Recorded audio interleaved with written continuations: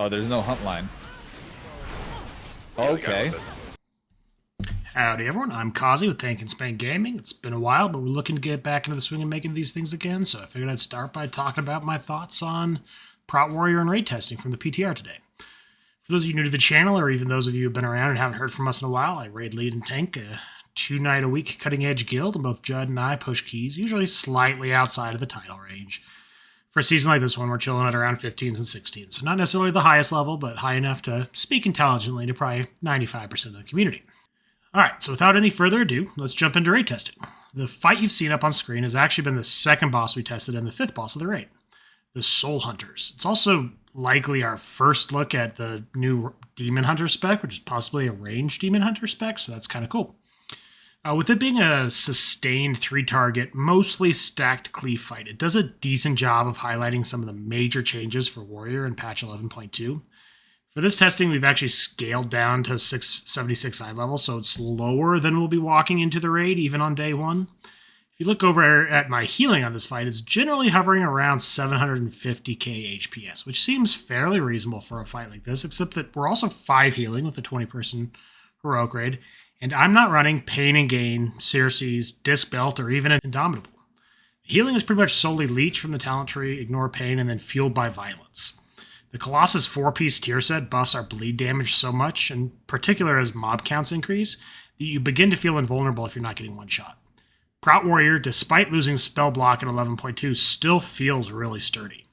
I had Brewmaster, Vengeance, and even Blood Decay co-tanks in raid and received less healing from the healers than any of them, despite running, for the most part, a very aggressive DPS build. Because we're so sturdy and able to play those more aggressive builds in a fight like this, we're able to take advantage of the execute talent. So specifically in this build, I'm playing Red Right Hand, which increases execute damage by 15%, Heavy Handed, which causes execute to cleave to nearby targets, and Massacre, which allows execute to be used on targets below 35% health. That means that during execute on this fight, I was doing an absolutely absurd amount of damage, and still not even requiring all that much attention from the healers.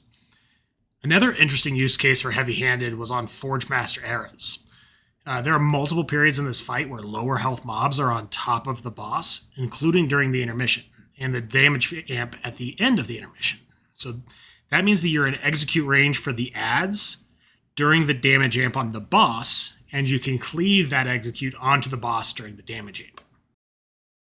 One thing I'm not crazy about right now with Prot Warrior is that I don't feel like there's really going to end up being a use case for Mountain Thane at all of this patch, though.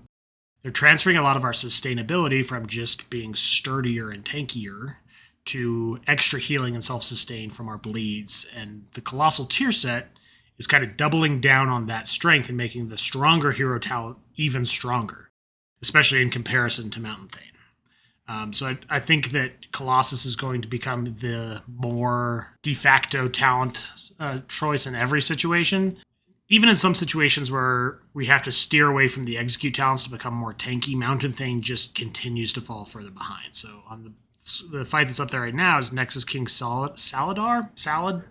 I don't know. Nexus King Salad. The Tank Buster came out so frequently that the easiest solution became to just use Immovable Object and drop Unstoppable Force, making Mountain Thane even worse.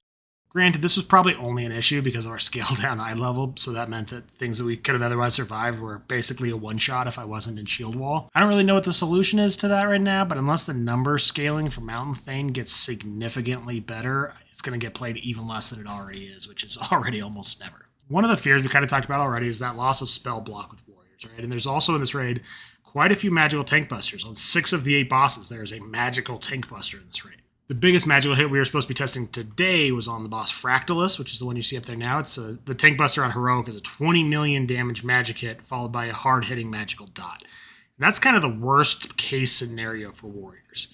Unfortunately, that ability was bugged and only the dot portion of it was working, but with the way the fight worked out, you're only going to end up taking that tank hit 2 to 3 times during the entire fight. So that's the kind of thing you can just throw, and there's not really major damage going any other time. So you can pretty much just throw all of your CDs at those 2 or 3 uses, and I think you're going to end up being just fine. Having said all that, so there are several situations on Nexus King and other bosses where Prot Paladin could provide a huge benefit. So they have their own immunity and spell warding, both of which could see some really useful play there.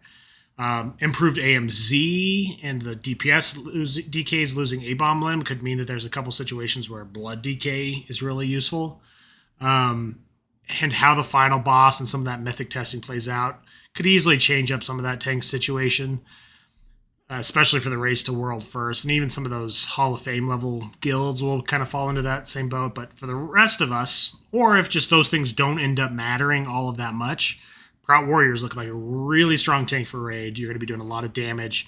I think you're going to be able to survive everything that you need to be able to survive. And the areas where you're at in mobility is really useful. I think you're going to shine really well for Warrior. So, and who knows? If Vengeance eats a nerf, it could end up being one of the strongest tanks in Mythic Plus as well. But that's a topic for another video. So until then, thanks for stopping by.